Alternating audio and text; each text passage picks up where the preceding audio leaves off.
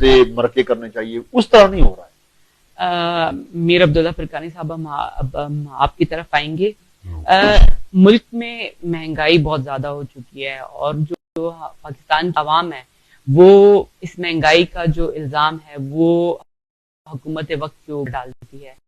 تو آپ کیا سمجھتے ہیں کہ جو موجودہ حکومت ہے وہ ہی اس مہنگائی کی ذمہ دار ہے؟ سب سے پہلے تو ارباز خان بھائی آپ کا بہت شکریہ،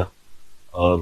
آپ کا عوام نیوز کا بہت شکریہ کہ آپ نے ہمیں دعوت دی، ہم یہاں پہ آئے ہیں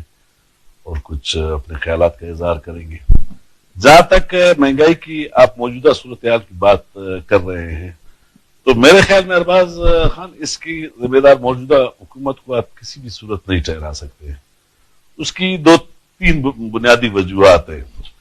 ایک ہمارے جو پاکستان میں جو آئی ایم ایف سے جو قرضہ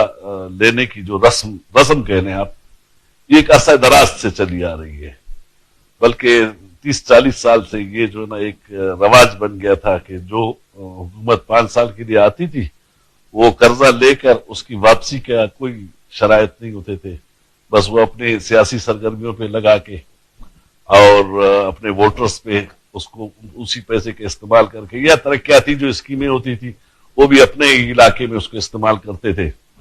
تو چونکہ وہ جو انٹرسٹ ہوتا ہے، جو انٹرنیشنل ظاہر ہے آئی ایم ایف جو ہے، انٹرنیشنل مانیٹری فنڈ جو ہے،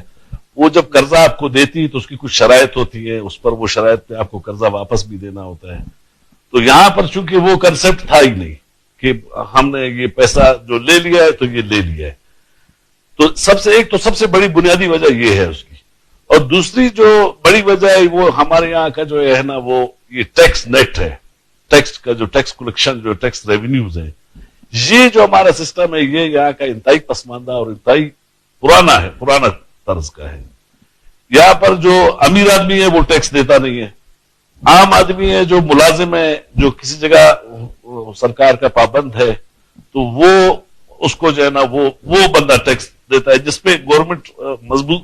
وہ کر سکتی ہے، دباؤ ڈال سکتی ہے. ادروائز آپ یہاں پہ زمیندار جو ہے، آپ کا زمیندار اور جاگیردار جو ہے، وہ آپ کے زیادہ تر پولیٹیکل سسٹم میں ہے، وہ ٹیکس دیتا ہی نہیں ہے، نہ زمینوں کا ٹیکس دیتا ہے، نہ پانی کا ٹیکس دیتا ہے، بلکہ کسی چیز کا ٹیکس نہیں دیتا. تو یہ مختلف 3-4 ارباز چیزیں ہیں جس کی وجہ سے اب آج ہم یہ صورتحال دیکھ رہے ہیں. بلکہ ہمارے یہاں جب عمران خان کی جو آپ بات کر رہے ہیں، جب آپ شروع کا ان کا جب یہ آئے تھے تو آپ یقین کریں کہ 30,000 ارب جو سابقہ گورنمنٹس تھی وہ قرض آئی ایم ایف کا قرضہ چھوڑ کے گئی ہوئی تھی. تو اب ان شروع کے 1-2 سال جو مشکل سال تھے، جن کو عمران خان نے بھی کہا تھا کہ مشکل سال ہوں گے ہمارے لیے، تو وہ واقعی اسی وجہ سے مشکل تھے کیونکہ یہ قرضہ واپس کرنے کی تو آپ کے یہ تو کرنا تھا آپ نے واپس، ورنہ آپ دنیا میں ڈیفالٹ کر جاتے، مزید آپ کو نئے قرضے کوئی دیتا نہیں ہے، تو اس وجہ سے تو آپ تو ڈیفالٹ کر رہے تھے پوری دنیا میں.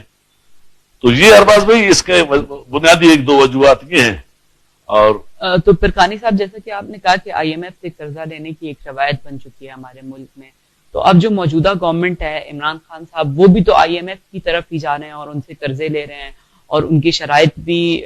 کافی حد تک ماننے کو تیار ہیں. تو اس کو آپ کس طرح دیکھتے ہیں کہ